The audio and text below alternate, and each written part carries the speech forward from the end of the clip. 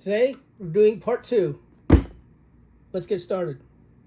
Part 2, remember the first part, we went ahead and downloaded everything to the VFlash for the car, set it up, and now we're going to do this part here. We're going to upload the file that we received to this reader.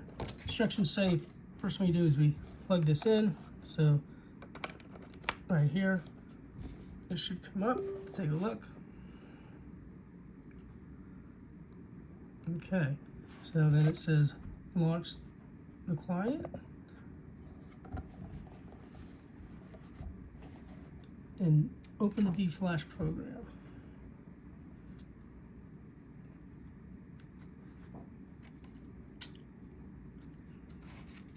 And now on the screen here, just saying communicating. All right, now it says upload to VFlash. Click on here. It's going to ask me to look for it. Okay. Next. Okay, so it's on my desktop. It's going to go right here. And there's 2 files. The original and the one that was done. So I think, let's see which one I clicked on. So I don't want to add a new one. I just want to keep this one right here. So I'm going to say, and next. Do you want to upload this file to the VFlash tool in stage 1? Yes, I do. Confirm. And while that's talking, this is saying the same thing. USB communication activated. Nothing's changed on the device. Okay. Successfully completed. That wasn't bad. Took less than a minute. Go ahead and hit close.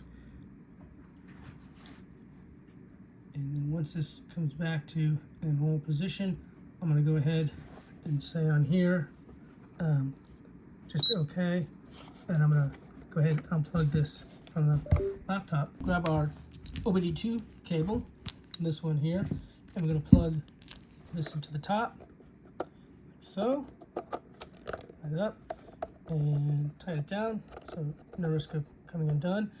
And we're going to take this and go out to the car and load it. So let's go. Before we get in the car, remember, first thing we want to do is hook up a battery tender, because you do not want to have your battery get low during a read. So under your hood here, flip this up. That's your positive. So you'll have the positive in the ground. Go ahead and there's a longer stud right there for your ground.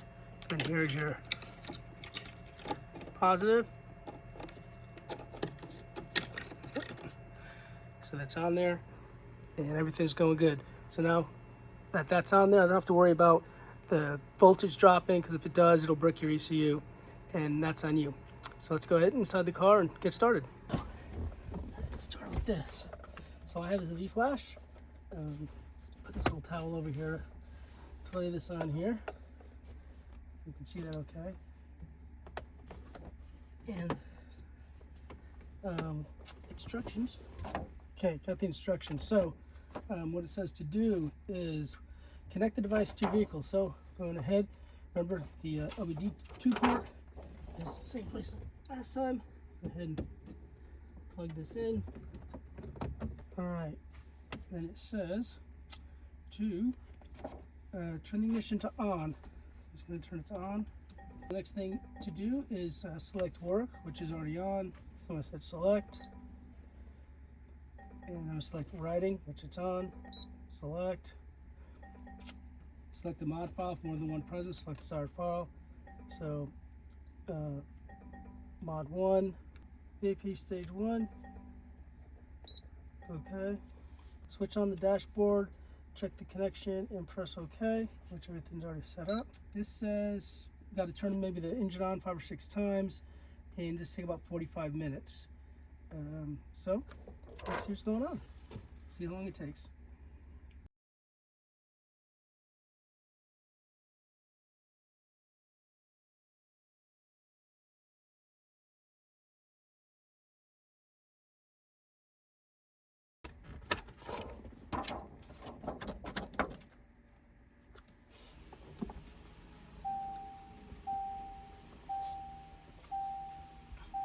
It's going through cleaning up DTCs.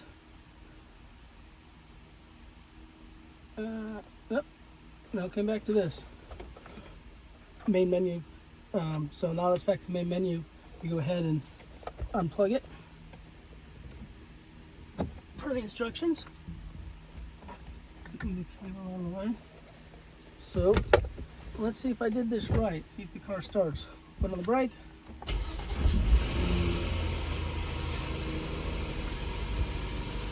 And to make sure I got the right mod in here. So when it's the factory tune, sitting at idle, step on the gas, it won't go above 4,000 RPM. So let's see what happens. Yep, past 4,000 RPM. So the new tune's in there. So now that that's done, go ahead and hook up the data logger, make a few runs, see the differences, and go from there. So as always, appreciate the comments and feedback. I try to get to all of them. Until the next video, thanks.